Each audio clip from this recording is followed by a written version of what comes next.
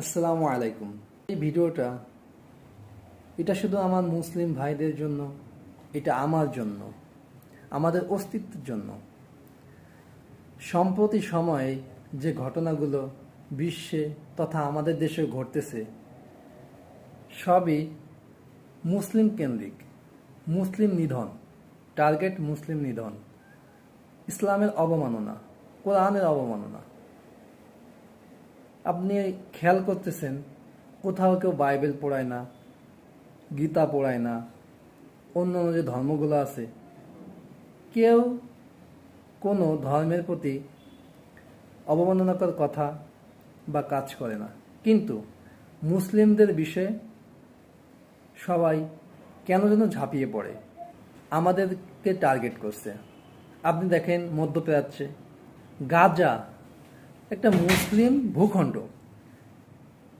Israel একটা সন্ত্রাসী, সে সন্ত্রাসীরা দখল করে এখন গাজা স্বাধীনতা দাবি করে, এবং তাদের স্বাধীনতা দেবে কিনা এখন তাদের কাছ থেকে অনুমতি দিতে হয়। গাজাকে অবরুদ্ধ করে রাখছে।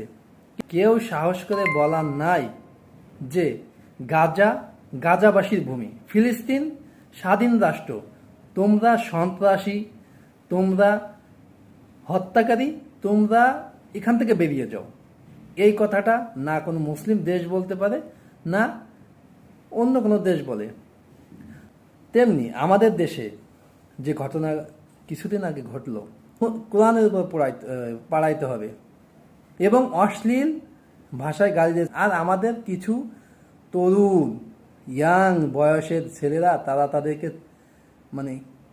বুঝাচ্ছে। আমার মনে হয়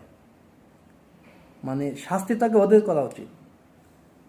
ভাই, আমার সামনে যদি এটা করতো, আল্লাহু আকবার, আল্লাহ সাক্ষী, আমি ওকে এক চুল পরিমাণ ছাড় দিতাম না। আমি কাউকে ভয় করি না, এটা ধর্মকে সম্মান করি, প্রতিটা ধর্মের লোককে সম্মান করি। পবিত্র কোরআনকে যে অবমাননা করে, আমার নেতা হযরত মুহাম্মদ সাল্লাল্লাহু আলাইহি সাল্লামকে যে কটূক্তি করে, সে আমার শত্রু। আল্লাহ পাক আমাদেরকে জ্ঞান দিছে, আমাদেরকে বুদ্ধি দিয়েছে। যদি আমরা আল্লাহ পাকের কোরআনের ইজ্জত না রাখতে পারি, তবে আল্লাহ আমাদেরকেও বেইজ্জত বানাবেন। যে আমাদের ইসলামকে অবমাননা করবে সেই আমাদের শত্রু। এই শত্রুর বিচার কঠিনভাবে করা উচিত, এই দাবি আমরা রাখি।